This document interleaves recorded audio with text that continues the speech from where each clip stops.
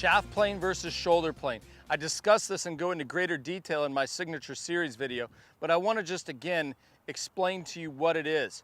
In golf terms, it doesn't really matter what you swing along.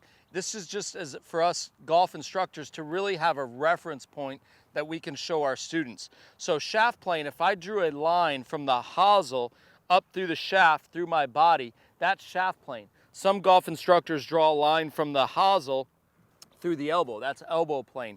And others will take one, what I do is I teach shoulder plane. So we draw it from the hosel up through the shoulder. As this club works back, we want that club to work along that shoulder plane. At this point here, you can see that the hands are in the middle of my chest and this shaft is going right through the shoulder. This is where the club is lighter. This is when the club is lighter, you can swing it in balance, you can swing it faster, you can have more control. Try this at home and just lay the club down on its side and feel how much heavier it is when I get it on a flatter shaft plane. So as the club works back on the shoulder plane, we then wind our swing up where I've got this triangle over my right shoulder, this way. As I transition, the club stays on that shoulder plane and swings through. Now some people might say, hey, that's steep or that's over the top. It's not. What you have to understand is that when the club exits through on a steeper fashion here through the shoulders, that is a single plane. Imagine I have a hula hoop here. The ball does not know if it matches here where it's coming down on the shoulder plane and it comes through the shoulder plane.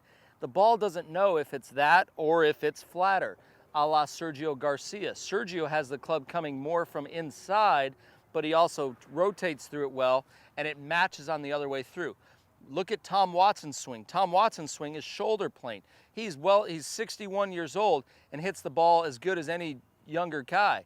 So what you have to understand is that as this club comes down on the shoulder plane, the drills that I teach you to do where you swing back up into the window of opportunity, it gets the club to match the plane.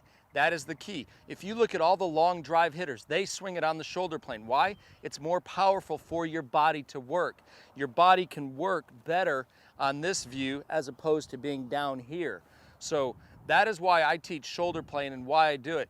Look at those long hitters. Look at Bubba Watson. They are on the shoulder plane, and that is where you're going to create the power from. And that's how I can make the claim of having you swing and hit the ball farther while doing it pain-free. So understand that. I just wanted you to understand the difference between shoulder plane and shaft plane and why I teach shoulder plane.